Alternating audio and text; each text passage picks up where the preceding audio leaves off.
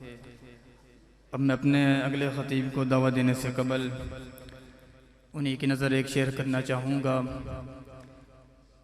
ہو لاکھوں سلام اس آقا پر بت لاکھوں جس نے توڑ دیے، دنیا کو دیا پیغام سکون طوفانوں کے رخ موڑ دیے۔ اس محسن اعظم نے کیا کیا نہ دیا اس عالم کو، اس محسن اعظم نے کیا کیا نہ دیا اس عالم کو، دستور دیا منشور دیا کہیں راہیں دیں کہیں موڑ دیے۔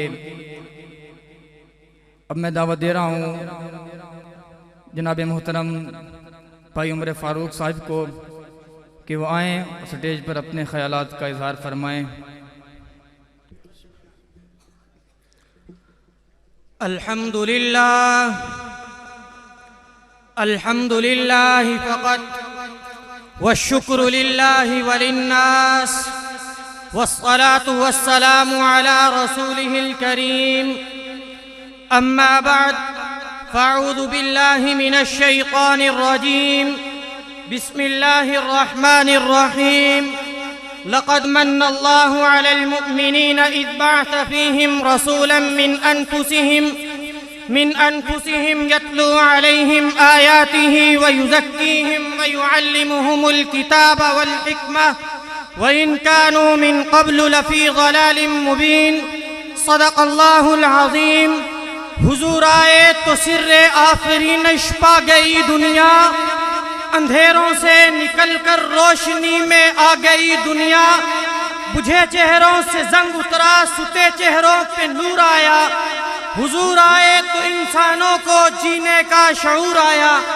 سیرت النبی صلی اللہ علیہ وسلم کا کون سا گوشہ ایسا ہے جس پر بات نہیں کی گئی، کون سا پہلو ایسا ہے جس پر لکھا نہیں گیا، کون سی زبان ایسی ہے جو مدح نبی سے آراستہ نہیں ہوئی، یقیناً کوئی پہلو ایسا نہیں جس پر خامہ فرسائی نہ کی گئی ہو۔ تعبیرات کے شاہکارے، خطابت کے شاہکار، منظوم کے جواہر پارے لے کر ادیب و خطیب شاعر دربار رسالت میں حاضری اپنے لیے سعادت سمجھتے ہیں، عبادت سمجھتے ہیں۔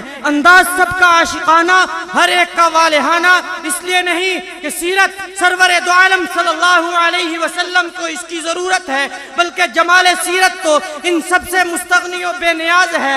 میں حضور کی سیرت کا صرف ایک پہلو آپ کے سامنے رکھنا چاہوں گا کہ حضور کے بعثت نبی صلی اللہ علیہ وسلم کے دور جاہلیت پر اثرات نبی علیہ السلام جب اس دنیا کے اندر تشریف لائے تو بیت اللہ کے اندر 360 بت رکھے ہوئے تھے۔ نبی علیہ السلام نے آ کر 360 سے ہٹا کر ان کو ایک اللہ کی عبادت پر لگا دیا۔ سامعین مکرم، بعثت نبی صلی اللہ علیہ وسلم سے پہلے عرب کے اندر جہاں طرح طرح کی برائیاں موجود تھیں، ان میں سے ایک بہت بڑی برائی بچیوں کو زندہ درگور کر دینے کی بھی تھی، لیکن نبی علیہ السلام نے آ کر عورت کا مقام و مرتبہ اتنا بلند کیا کہ اگر ماں کی شکل میں ہو تو پیروں تلے جنت، اگر بیٹی کی شکل میں ہو تو رحمت، اور اگر بیوی کی شکل میں ہو تو راحت و سکون کا ذریعہ۔ بعثت نبی صلی اللہ علیہ وسلم سے پہلے عرب کے اندر جہاں طرح طرح کی برائیاں موجود تھیں، ان میں ایک بہت بڑی برائی وہ یہ بھی تھی کہ وہ بچیوں کو زندہ درگور کر دیتے تھے۔ نبی علیہ بعثت نبی صلی اللہ علیہ وسلم سے پہلے اگر ان دو قبیلوں کے مابین لڑائی شروع ہو جاتی تو لڑائی کئی سالوں جاری رہتی۔ لڑائی کی وجہ اس سے زائد کچھ نہ ہوتی تھی کہ کسی کا اونٹ دوسرے کے باغ سے کوئی پتا کھا لیتا، اس پر کئی سالوں لڑائی جاری رہتی، کئی قیمتی جانیں ضائع ہو جاتی۔ لیکن نبی علیہ السلام کی بعثت کی برکت سے اتنا بدلے کہ جو ایک دوسرے کی جان کے دشمن تھے ایک دوسرے پر جان دینے والے بن گئے۔ قرآن بول اٹھا رحماء بینہم۔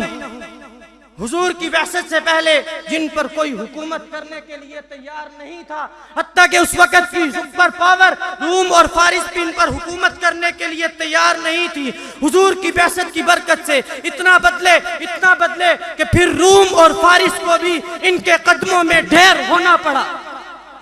حضور کی بعثتی کے تو اثرات تھے کہ جن پر کوئی حکومت کرنے کے لیے تیار نہیں تھا۔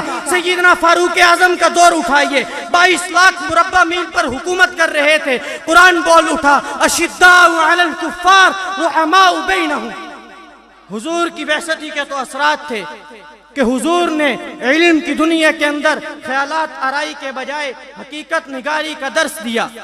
حضور کی بعثتی کے تو اثرات تھے کہ سیدنا ابو بکر ثانی اثنین اذ ہما فی الغار کا مصداق بن گئے۔ حضرت عمر لو کان بعدی نبی لکان عمر کا تمغہ پا گئے۔ حضرت عثمان لکل نبی رفیق و رفیقی فی الجنہ کا مصداق بن گئے۔ حضرت علی من کنت مولاہ فعلی مولا کا تمغہ پا گئے۔ طلحہ و زبیر جارایا فی الجنہ کا مصداق بن گئے۔ حضرت ابو عبیدہ بن جراح لکل امت امین و امین هذه الامہ کا لقب پا گئے۔